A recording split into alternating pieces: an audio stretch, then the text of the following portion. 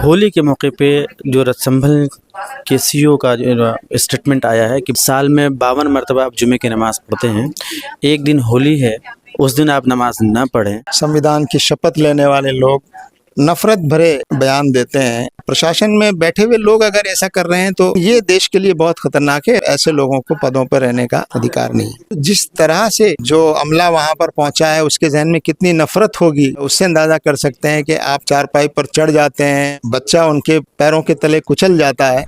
जमात इस्लामी हिंद के नायब अमीर मोहम्मद सलीम इंजीनियर साहब साथ में हैं। आज के प्रेस कॉन्फ्रेंस में जो बातें आई हैं उसमें से एक सवाल मेरा आपसे ये है, होली के मौके पे जो रतसंभल के सीईओ का जो स्टेटमेंट आया है कि 52 दिन जो है साल में 52 मरतबा आप जुमे की नमाज पढ़ते हैं, एक दिन होली है, उस दिन आप नमाज ना पढ़ें, या जिनको रंग से परेशानी है वो घर में रहें या उस अंग को काट दें। इस स्टेटमेंट को आप किस नज़र से देखते हैं?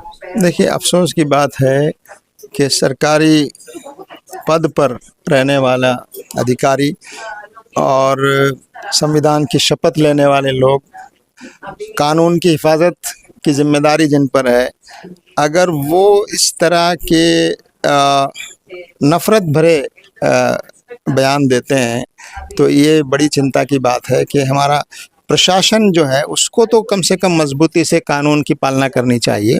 और प्रशासन में बैठे हुए लोग अगर ऐसा कर रहे हैं तो हो सकता है ये एक पॉलिटिकल और राजनीतिक संरक्षण उनको प्राप्त हो, या राजनेताओं को खुश करने के लिए वो इस तरह की बातें कर रहे हैं।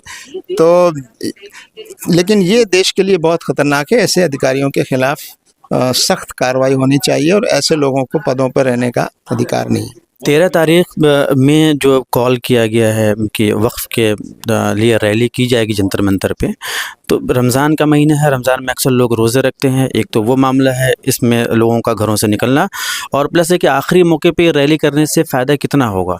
इससे आप अंदाज़ा कर सकते हैं कि रमज़ान होते हुए भी, रमज़ान होने के बावजूद भी एक इतना बड़ा फैसला लिया गया है कि जंतर मंतर पर बड़ी तादाद में लोग जमा होंगे और अपना विरोध प्रदर्शन करेंगे। इससे अंदाज़ा कर सकते हैं आप कि वक्फ का जो बिल लाने की सरकार कोशिश कर रही है वो हमारी निगाह में बहुत ही गलत कदम होगा और बहुत नुकसान पहुंचाने वाला होगा देश को, और वक्फ की जो बुनियाद है उस बुनियाद को कमज़ोर करने वाला होगा।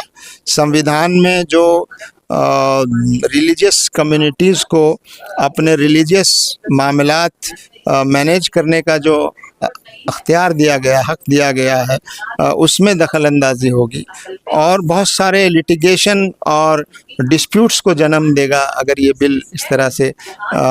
तो समाज में एक बहुत ही गलत किस्म के रुझानात पनप जाएंगे अगर ये बिल इस शक्ल में लाया जाता है। तो हमारा सरकार से यही कहना है कि ये वो समझदारी से काम ले, और जिस तरह उन्होंने किसानों के लिए बिल कानून बनाया था, किसानों का भला करने का दावा करते हुए, और फिर बाद में उसको वापस लेना पड़ा। अभी तो ये बिल पास भी नहीं हुआ है, अभी भी मौका है कि सरकार इसको वापस ले, और अगर सरकार फिर भी इस बिल को पास कराने की जिद करती है तो पूरे देश के सिर्फ मुसलमान नहीं बल्कि जो लोग इसमें दूसरे धर्म के लोग भी साथ हैं, वो इस बिल के ख़िलाफ़, अगर ये कानून बनता है तो उसके ख़िलाफ़ लोकतांत्रिक तरीके से, संवैधानिक तरीके से, कानूनी तरीके से और पीसफुल तरीके से इसको रोकने और वापस कराने की जो कोशिशें भी संभव है वो हम करेंगे। आपका ताल्लुक़ राजस्थान से है। राजस्थान में जो अभी हादसा हुआ है जहां 1 महीने के बच्चे के ऊपर एक ऑफिसर का जूता आ जाता है और वो मर जाता है, तो जब से हम ये देख रहे हैं कि बीजेपी सरकार आई है स्टेट के अंदर, तब से कुछ न कुछ जो है मुसलमानों के ख़िलाफ़ बहुत एग्रेसिवली जो है वो काम कर रही है। बेसिकली इस हादसे को आप किस नज़र से देखते हैं? क्या इस तरह के पुलिस वालों पर कार्रवाई होनी चाहिए? बेशक ये जो कुछ हुआ है राजस्थान के अलवर ज़िले में, ये बहुत अफसोसनाक है और इसमें कई तरह के पहलू हैं। एक पहलू तो ये है कि पुलिस और प्रशासन को किसी के घर में एंटर होने के लिए क्या प्रोसेस अपनाना पड़ता है, वो प्रोसेस और किस तरह से एंटर हुआ जाता है तलाशी के लिए, तो उसका ख्याल नहीं रखा गया और बाकायदा पिछले दरवाजे से जो है ज़बरदस्ती पुलिस एंटर हुई, वो भी 6 बजे, सुबह 6 बजे। और आप देखते हैं प्राइवेसी का कोई ख्याल नहीं रखा गया।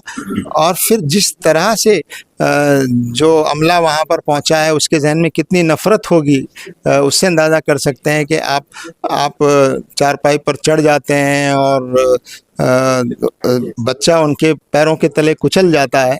तो ये बहुत दर्दनाक वाक़या हुआ है।